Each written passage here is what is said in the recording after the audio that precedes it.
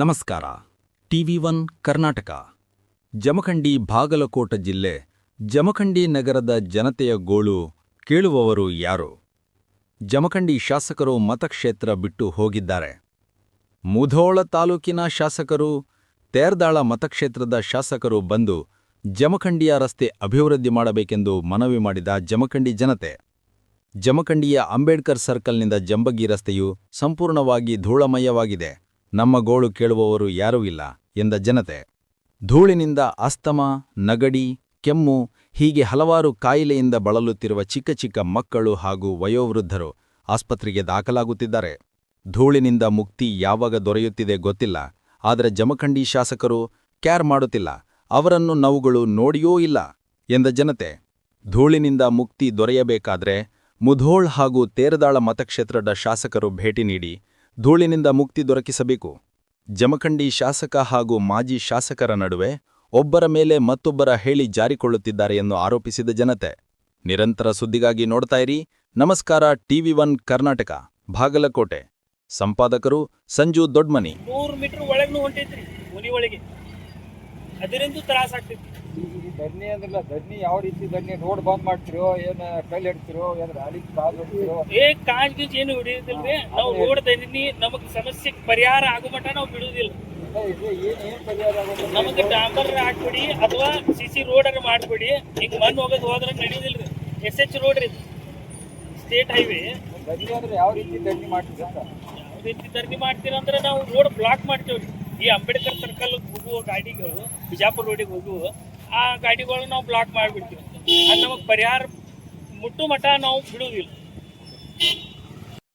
ಏನ್ ಸಮಸ್ಯೆ ಐತಿ? ನಮ್ಮ ಹೆಸರು ಹನುಮಂತ ನಾನೂರಿ, ವಾರ್ಡ 3 ನಂಬರ್ ಇರ್ತೈತಿ. ಇಲ್ಲಿ ಧೂಳ ಭಾಳ ಐತಿ. ಧೂಳಿಂದ ದವಾಖಾನೆ ಸಕ ಹೋಗಿ, ಹಾಗಾಗಿ 5 ವರ್ಷ ಆಯ್ತು ಧೂಳು ನೋಡಿ ನಮಗೂ ಹೊರಗಡೆ ಆಗಿದ್ರಿ. ಅದಕ್ಕೆ ನಮಗೆ ರೋಡ್ ಮಾಡಿಸ್ಕೊಳ್ಳೋರು ಯಾರು ಚಲೋ MLA ಇದ್ರೆ ನಮಗೆ ನೀವು ಹೇಳ್ರಿ. ತೇರದಾಳ ಆಗಲಿ, ಮುಂದೆ ಮುಧೋಳ MLA ಶಾಸಕರಿಗೆ ಕೈ ಮುಗಿದು ಕೇಳ್ಕೊತೀನಿ, ರೋಡ್ ಬಂದು ನೀವು ಮಾಡಿಸ್ತೀನಿ. ಅಂದ್ರೆ ಜಮಖಂಡಿ ಶಾಸಕರು ಇಲ್ಲತ್ತೀರಿ? ಇಲ್ಲಿ ನಮಗೆ ಅವ್ರು ಗೊತ್ತಿಲ್ಲ ಯಾರು, ಯಾಕಂದ್ರೆ ಅವ್ರು ಇದ್ರಂದ್ರೆ ನಿಮ್ಮ ಕೈ ರೋಡ ಇರ್ತಿದ್ದಿಲ್ಲ. ಇಬ್ಬರು ಶಾಸಕರೊಳಗೆ ಒಟ್ಟು ಅವ್ನು ಬೇಯೋದು, ಇವ್ನು ಬೇಯೋದು, ಇದೇ ನಡೆದೈತಿ. ಮತ್ತು ಈ ರೋಡ್ ಯಾವಾಗ ಆಗೋದ್ರಿ? 5 ವರ್ಷ ಆಯ್ತು ನಾವು ದವಾಖಾನೆ ರೊಕ್ಕ ಹಾಕಿ ಏನೇದಾಗ ಸಾಯ್ತೀವಿ. ಈ MLA ಅವ್ರಿಗೆ ಬೇಕಾದ್ರೆ ಬಂದು ಭೇಟಿ ಕೊಟ್ಟಿಲ್ಲ ಅಂದಾಗ ಇಲ್ಲಿ ಭೇಟಿ ಯಾರು ಇಲ್ರಿ. ಭೇಟಿ ಕೊಟ್ಟಿದ್ರೆ ನಾವ್ಯಾಕೆ ನಿಮ್ಮನ್ನೆಲ್ಲ ಕರೆಸಿ ಇಟ್ಟೆಲ್ಲ ಮಾಡೋದು ಕಡಿಮೆ ಏನಿತ್ತು. MLA ಇಲ್ಲ ಅಂದಾಗ ಇಲ್ರಿ. ಆದ್ರೆ ಜಮಖಂಡಿ ಬಿಟ್ಟು ತೇರದಾಳ ಮತಕ್ಷೇತ್ರ ಶಾಸಕರು, ಮುಧೋಳ ಶಾಸಕರು ಬಂದು ಇಲ್ಲಿ ರೋಡ್ ಮಾಡಿಕೊಡ್ರಿ ಚಲೋ ಅಂತ. ಜಮಖಂಡಿಯಾಗ ಏನು ಮಾಡಿದ್ರಿ? MLA ನಮ್ಗೆ ಗೊತ್ತೂ ಇಲ್ಲ ಅವ. ಮತ್ತು ಈ ರೋಡ್ ಈ ನಮೂನಿ ದೋಸ ಈ ನಮೂನಿ ಬಂದ್ರೆ ಹೆಂಗೆ? ನಾವು ಹೇಳಕ್ಕೆ 8 ವರ್ಷ ಆದ್ರಿ, 5 ವರ್ಷ ಆದ ಬರೀ ಇದನ್ನ ಕೇಳೋದಾಗ ರೋಡ್ ಸುಧಾರಣೆ ಆಗೋದು. ನೋಡ್ರಿ, ಎಲ್ಲ ಊರ್ಗಿಂತ ಹೆಚ್ಚು ನಮ್ಮ ಜಮಖಂಡಿನ ಕೆಟ್ಟ ಧೂಳು ಐತ್ರಿ. ಬೇರೆ ಊರ್ದಾಗ ಎಷ್ಟು ಸಿಸ್ಟಮ್ ಉಂಟಾಗೈತ್ರಿ, ಇಲ್ಲೇ ಮ್ಯಾಲೆ ಇದು ಕಡೆ ಹೋದ್ರೆ ಸಿಸ್ಟಮ್ ಉಂಟಾಗೈತಿ. ಮತ್ತು ರೋಡ್ ಕೇಳಂದ್ಲಿ ಅವ್ರು MLA ಅವ್ರಿಗೆ ಬೈತಾರು, ಇವ್ರಿಗೆ ಬೈತಾರು. ಬಟ್ ಇದೇ ಮಾಡ್ಕೋತಾದ್ರೆ ನಾವು ನೋಡ್ಬಾರ್ದು, ನಾವು ಸಾಯ್ತೀವಿ. ಯಾರಿಗೆ ಬೈತಾರು? ಮಾಜಿ ಶಾಸಕರು ಬೈತಾರು, ಯಾರು ಶಾಸಕರು? ಏನು ಅವ್ರವ್ರು ಇಬ್ಬರು ಅವ್ನು ಬೇಯೋದು, ಇವ್ ಬೇಯೋದು. ಇದಕ್ಕೆ ಹಿಂಗೆ ಮಾಡ್ಕೋತಾದ್ರೆ ಮತ್ತು ಸಾಯವ್ರು ಯಾರು ರೀ? ಕಂಪಲ್ಸರಿ ಟ್ಯಾಕ್ಸ್ ತುಂಬ್ತೀವಿ ರೀ, ಕಂಪಲ್ಸರಿ GST ತುಂಬ್ತೀವಿ.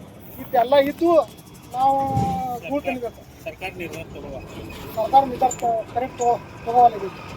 ಬರೋಬ್ರಿ ಟ್ಯಾಕ್ಸ್ ಕಂಪಲ್ಸರಿ ತುಂಬ್ಕೋತಾರೆ, ಮತ್ತು ನಾವು ಅಡ್ಡಾಡ ತುಂಬ್ಕೋತಾರೆ. ಇದೆಲ್ಲ ತುಂಬ್ಕೊಂಡು ನಾವು ಮತ್ತು ಕಸ ಕೊಟ್ಟು ನಾವು ಧೂಳು ತಿನ್ಬೇಕು.